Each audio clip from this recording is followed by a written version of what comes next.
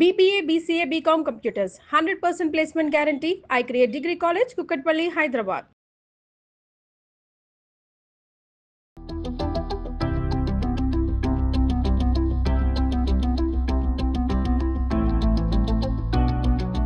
Welcome to Suman TV. సాయంకాలాలు వేసుకునే snacks చూద్దాం. మామూలుగా ఈ శీతాకాలం కదా, ఈవినింగ్ ఏదైనా కొంచెం వేడివేడిగా కరకరలాడుతూ తినాలనిపిస్తుంది. పిల్లలు స్కూల్ నుంచి ఇంటికి వచ్చాక లేదా మనమే ఆఫీస్ నుంచి ఇంటికి వచ్చాక వేసుకోవడానికి పొద్దున్నే కలిపి పెట్టుకునే సాధనం. ఇంతకుముందు మనం పునుకులు చేసాం 3-4 రకాలు. ఇడ్లీ పిండితో, దోస పిండితో, నిలవ పెట్టిన పిండితోటి పునుకులు వేసుకోవటం, పెసరపిండి పప్పులతోటి పునుకులు కూడా చేసాం.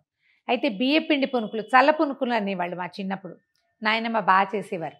పొద్దున్నే నానబెట్టి సాయంకాలం వేసేవారు. చల్లపిండితో, ఆ పిండితో పొంగరాలు కూడా, చల్ల పొంగరాలు అనేవాళ్ళు. ఈ మజ్జిగలో కలిపేసి బియ్య పిండి 2-3 గంటలు నాననిస్తే బాగుంటుంది. ఈ శీతాకాలం కాదా కొంచెం నానడానికి టైం ఎక్కువ తీసుకుంటుంది. ఉదయం కలిపేస్తే ఈవినింగ్ స్నాక్గా చేసుకోవచ్చు. ఏం కలపాలో చూద్దాం. అటు ఇటుగా 1 కప్పు దగ్గరగా పెరుగు. అంత చిక్కగా ఏమి ఉండక్కర్లేదండి. ఇది ఏదో చిక్కగా ఉందనుకోండి. 1 కప్పు మజ్జిగ అనుకుందాం. పెరుగు అని అనుకోవాల్సిన పని లేదండి. మన దగ్గర వెన్న తీసిన మజ్జిగ చిక్కటిది ఉంటే దాంతో కూడా చేసుకోవచ్చు. జస్ట్ వాసన బాగుండాలంతే. కొద్దిగా చిలికేసేయండి దీన్ని. కవ్వ ఉంటే మంచిది. ఆఫీస్లో కవ్వం లేదండి, ఇలాంటివి 2-3 ఉన్నాయి. ఇలాంటి వాటిని వాడకుండా చల్ల కవ్వాన్ని, చెక్క కవ్వాన్ని వాడండి. అది ఎక్కువ హెల్దీ అని చెప్తారు పెద్దవాళ్ళ మాట. అది ఐరన్ వాటితో కంటే చెక్క దాంతో చిలికితే మజ్జిగలో వాత గుణం పోతుందని చెప్తారు. కలిపేసాం కదా. దీనికి అంతే కప్పుడు బియ్యపిండి. బియ్యపిండి కొట్టుపిండి వాడుకోవచ్చండి, మనం బజార్ నుంచి తెచ్చుకున్నది. చూద్దాం ఎట్లా వచ్చిందో.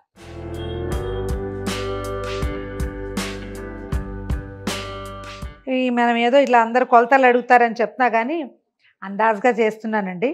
2-3 సార్లు చేశాక కానీ మీకు చెప్పలేను. ఇలాంటివి ఏమిటో చేత్తో చేయటం అలవాటైపోయి సరిపోతుంది. ఇదేంటంటే పిండి జవుకైపోయి లూజ్గా ఉండకూడదు. దోసపిండిలాగా మరీ ఇలా దోసపిండి లాంటిది కాకుండా ఒక రవ్వ ఇడ్లీ పిండి లాంటిది అనుకోండి, అంతకంటే కొంచెం గట్టిగా ఉండాలి. కొద్దిగా నీళ్ళు పోద్దాము. ఇలా సరిపోతుంది. దీంట్లో ఏం చేయాలంటే 2-3 స్పూన్ల శనగపప్పుని కడిగి పెట్టానండి. ఈ పప్పులు అవి వేసేటప్పుడు కడక్కండా వేయబోకండి. కడిగిన శనగపప్పు సరిపోతుంది. కొంచెం నీళ్లు పోస్తే ఈ పప్పు కలవడానికి మనకి సరిపోతుంది అన్నమాట. సరిపడగా ఉప్పు.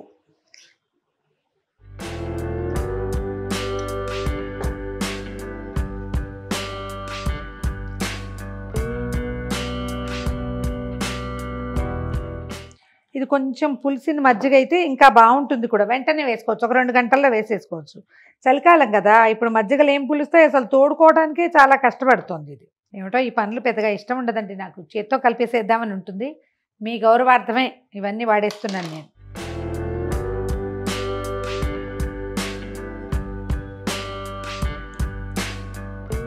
ఇంకొక రవ్వ పలచగా ఉంటే సరిపోతుంది. ఈ శనగపప్పు పొద్దునుంచి సాయంత్రం వరకు ఈ నీళ్ళల్లో, అంటే ఈ మన పిండి తాలూకు తడిదనంలో నానిపోతుంది అనమాట. ఇదిగో ఇంత మాత్రం చాలు.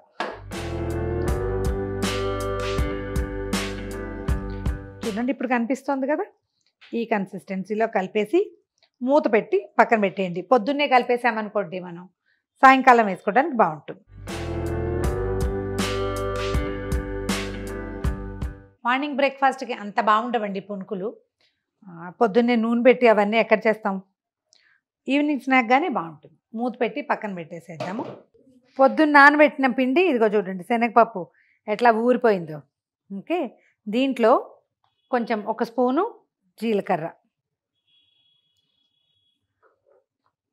2-3 పచ్చిమిరపకాయల సన్నటి తరుగు, 1 ఇంచీన్నర అల్లాన్ని కూడా సన్నగా ముక్కలు చేసాం. ఒకవేళ మీరు కావాలనుకుంటే అల్లం పచ్చిమిర్చి కొంచెం తొక్కేస్తే కూడా బాగుంటుంది. తర్వాత కొద్దిగా కరివేపాకు సన్నగా కట్ చేశాను, సరిపోని. కొద్దిపాటి కొత్తిమీర, తర్వాత 1 ఉల్లిపాయ సన్నటి ముక్కలు తరిగాను, అవి ఇంట్లో వేసేద్దాం. ఉల్లిపాయ ఆప్షనల్ అండి, మీకు వద్దంటే మానేయచ్చు. మిగిలినవి మాత్రం వేసుకోవాలి తప్పకుండా. పిండి గట్టిగా ఉంది చూడండి, జారుగా ఉండకూడదు, నూనె లాగేస్తుంది బాగా.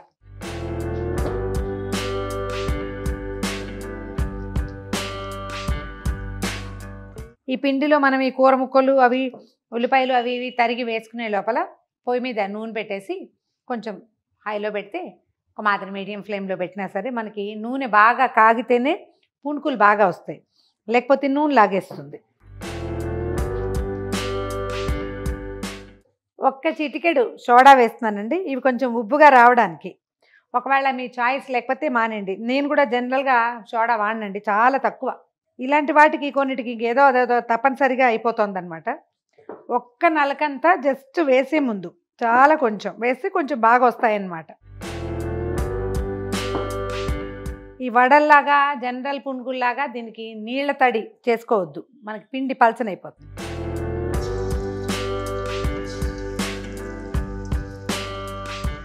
మరిగే నూనెలో వేయండి.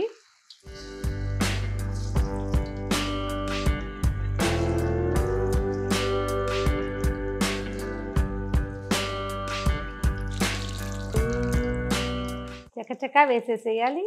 కొంచెం నూనె బాగా కాగింది కదా, అందుకని కాస్త స్పీడ్గా వచ్చింది. రెండో వాయి ఇంత విసురుని రాదు, కొంచెం స్లోగా వస్తుంది.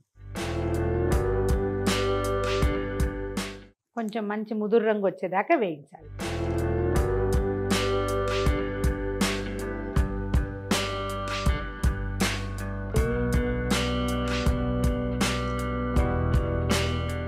కాస్త హై ఫ్లేమ్కి దగ్గరగానే ఉంచండి, మరి ఫుల్ హైలో మండిపోకపోయినా కొంచెం దానికి దగ్గరగా ఉంటేనే బాగా వస్తాయి.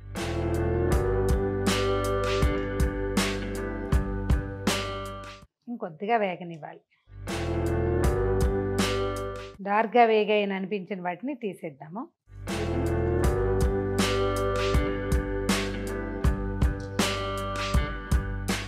సోడా మరీ కొంచెం మోతాదు మించి వేస్తే చాలా నూనె లాగేస్తాయండి. అవి తిన్నాక వెర్రిదాహం వేసి విసుగు పుడుతుంది, జీవితమే చిరాకు వస్తుంది. అంత ఎక్కువ వేయద్దు, జస్ట్ 2 చిటికలు అంతే. మీరు వేయము అన్న మీ ఇష్టమే.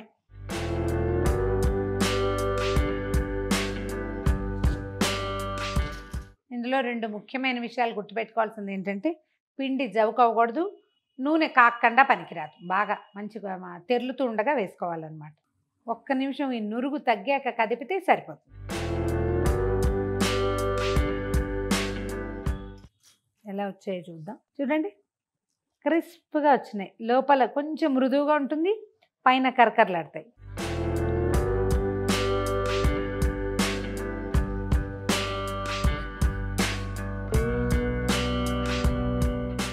కొద్దిగా ఒకసారి కదిపితే అవి అతుక్కున్నట్టుగా ఉన్నాయి కదా, అవి విడిపోయి వేగిపోతాయి. మొత్తం అన్నీ చిన్న చిన్న వాయిలుగా ఒక 5-6 వాయిల్లో వేసేయటము. దీంట్లోకి ఏం చట్నీ అక్కర్లేదండి, అలాగే తినేయచ్చు. ఎందుకంటే ఇందులో చిన్న పులుపు చేరుతుంది, మనం పొద్దున్న నానబెట్టాం కదా. తర్వాత ఏమో కొంచెం అల్లం పచ్చిమిర్చి కొద్దిగా ఉల్లిపాయ అవి ఉన్నాయి కాబట్టి ఏం చట్నీ అక్కర్లా. పిల్లలకి నచ్చితే టొమాటో సాసు లాంటి వాటితో సర్వ్ చేయండి, సరిపోతుంది. ఇదిగోండి, ఆఖరి వాయి కూడా తీసేస్తున్నాను.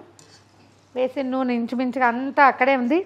మనకు పేపర్ కూడా ఎక్కువ ఆయిలీగా ఏం అవ్వలేదు. దీనికి చెప్పా కదా, 2 కిటికీలు. ఒకటి పిండి గట్టిగా ఉండాలి, నూనె మరగాలి, అంతే. అయిపోయింది. చూద్దాం ఎట్లా వచ్చినాయి. ఇవి ఇప్పుడే కదా తీసాను, ఇవి ఇందాక తీసిన చూడండి ఎంత క్రిస్ప్గా కరకరలాడుతున్నాయి. ఇదిగో కరకరలాడుతున్నాయి, కనిపిస్తుందా? అది లోపల చక్కగా మెత్తగా ఉంటుంది, బయట క్రిస్ప్గా వస్తుంది. ఎక్సలెంట్గా ఉందండి. చల్ల పునుకులు తప్పకుండా ట్రై చేయండి. చలికాలం పెరుగు ఎక్కువ వాడం, మిగిలిపోతుంది కదా, దాంతో ఇదొకటి చేసుకోవచ్చు. రవ ఇడ్లీ ఒకటి చాలా బాగుంటుందండి, పెరుగులో బొంబాయి రవ కలిపేసి చేసేది, అది కూడా చేసి చూద్దాం. చాలా బాగుంటుంది, ట్రై చేసి చూడండి. ఈ వీడియో కనుక మీకు నచ్చినట్లయితే లైక్ చేయండి, షేర్ చేయండి. మరిన్ని ఇంట్రెస్టింగ్ వీడియోల కోసం సుమన్ టీవీకి సబ్స్క్రైబ్ చేసుకోండి.